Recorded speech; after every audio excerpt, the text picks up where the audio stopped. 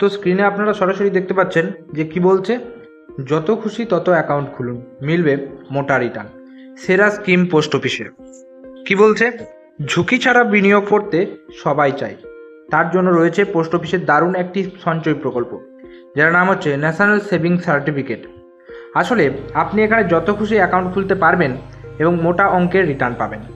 কিন্তু কারা অ্যাকাউন্ট খুলতে পারবেন, কিভাবে খুলবেন, কত টাকাই বা বিনিয়োগ করতে হবে, সব কিছু আলোচনা করব আজকের এই ভিডিওতে। আমি প্রতিবেদনটা পুরোটা পড়ছি, আপনারা কিন্তু ধৈর্য দেখুন এবং শুনুন। তো প্রথমেই কি বলছে দেখুন, যে কাদের জন্য এই স্কিমটি।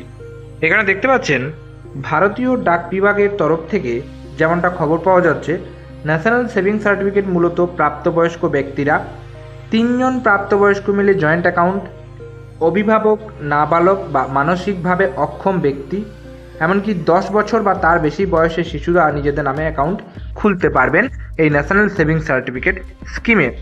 এখানে কত টাকা আপনি বিনিয়োগ করতে পারবেন বলছে, এই স্কিমে 1000 টাকা থেকেই বিনিয়োগ করা যায়। আর আপনি 100 এর গুণিতকে যত খুশি টাকা এখানে জমা করতে পারবেন। তবে সবথেকে বড় ব্যাপার, এই স্কিমে কোনো সর্বোচ্চ বিনিয়োগের সীমা নেই, অর্থাৎ ইচ্ছে মতো বিনিয়োগ করতে পারবেন। মিনিমাম 1000 টাকা থেকে স্টার্টিং এখানে কিন্তু ইনভেস্টমেন্ট করা। কত সুদ পাওয়া যায় সেটা দেখুন এখানে, অর্থাৎ বর্তমানে এখন ন্যাশনাল সেভিংস সার্টিফিকেট স্কিমে 7.70% সুদ কিন্তু দিচ্ছে। আর যেহেতু এটা সরকারি স্কিম, তাই বিনিয়োগ থাকবে সম্পূর্ণ নিরাপদ, এবং যেহেতু আপনি পোস্ট অফিসে করবেন সম্পূর্ণ ভারত সরকারের আওতাধীন, তাই এখানে কোনো রকম রিস্ক নেই। আর সরকার প্রতি ত্রৈমাসিকে এই স্কিমের সুদের হারে পর্যালোচনা করে এবং পরিবর্তন করে। তবে হ্যাঁ, এখানে আপনার বিনিয়োগের অর্থ 5 বছর পর ম্যাচিওর হবে, অর্থাৎ 5 বছরের জন্য একেবারে বিনিয়োগ করলে সুদসহ রিটার্ন পাওয়া যাবে। এবার এখানে আপনি কত টাকা ইনভেস্টমেন্ট করবেন সেটা অবশ্যই কিন্তু সম্পূর্ণ আপনার ব্যাপার। এখানে ভালো রকম সুদ পাওয়া যাচ্ছে, এবং যারা ইনভেস্ট করবেন, একটা মোটা টাকা যদি ইনভেস্ট করেন তো ভালো রকম সুদসহ রিটার্ন পাবেন 5 বছর পরে। এখানে আরও কিছু সুবিধা রয়েছে, আপনারা দেখতে পাচ্ছেন স্ক্রিনে সরাসরি, যে এখানে কর ছাড়ের সুবিধা রয়েছে। বলছে আপনি যদি এই সঞ্চয় প্রকল্পে ইনভেস্টমেন্ট করতে চান, তাহলে এই স্কিমে বিনিয়োগ করতে পারবেন, কারণ এখানে আয়কর আইন 1961 এর 80C ধারা অনুযায়ী সম্পূর্ণ কর ছাড় পাওয়া যায়। অর্থাৎ আপনি বছরে 1.5 লক্ষ টাকা পর্যন্ত বিনিয়োগ করলে বিনিয়োগের উপর কর ছাড় পাবেন, সেটা এখানে কিন্তু বলা রয়েছে। তাই এই স্কিমে বিনিয়োগের টাকা 5 বছর পূর্ণ হওয়ার আগেই কোনোভাবে তোলা যাবে না।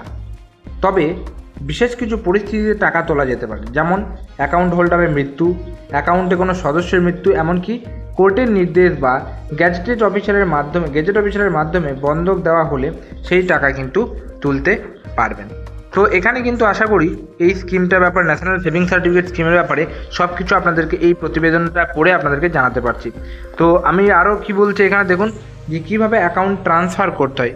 অ্যাকাউন্ট ট্রান্সফার যদি করতে চান, কি বলছে national savings certificate account transfer করা যায় যদি কিছু শর্ত রয়েছে।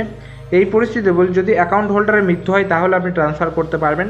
তাহলে মনোনীত ব্যক্তি বা উত্তরাধিকারী তার নামে এই অ্যাকাউন্ট ট্রান্সফার করতে পারেন। এমনকি যৌথ অ্যাকাউন্ট থাকলে অন্য হোল্ডারের নামেও ট্রান্সফার করা যায়। পাশাপাশি কোর্টের আদেশে বা নির্দিষ্ট কর্তৃপক্ষের কাছে বন্ধক রাখা হলে অ্যাকাউন্ট ট্রান্সফার করে নেওয়া যায়।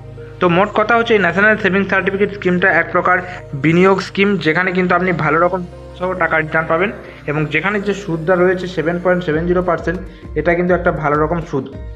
প্রত্যেকে ইনভেস্টমেন্ট করতে এখানে পারবেন না, সাধারণত প্রাপ্তবয়স্করা, বাচ্চাদের নামে, বা কেউ যদি কোনো রকম শারীরিক অক্ষমতা থাকে তাদের নামেও কিন্তু এখানে অ্যাকাউন্ট খুলে ইনভেস্টমেন্ট বা বিনিয়োগ করা যায়, যেটা একটা ভালো রকম সুদসহ রিটার্ন কিন্তু আপনি পাবেন।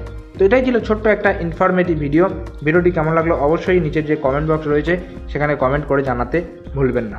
যদি ভিডিওটি ভালো লেগে থাকে একটা লাইক করবেন, চ্যানেল যদি নতুন থাকেন চ্যানেলটিকে সাবস্ক্রাইব করে পাশের যে বেল নোটিফিকেশন সেটা অলে সেট করে রাখবেন, কারণ আমরা এই চ্যানেলে বিভিন্ন রকম আপডেট সংক্রান্ত ভিডিও প্রতিনিয়ত আপলোড করার চেষ্টা করে থাকি। তাই অতি অবশ্যই ডিজিটাল বাংলা চ্যানেলটিকে সাবস্ক্রাইব করে আমাদের পাশে থাকবেন।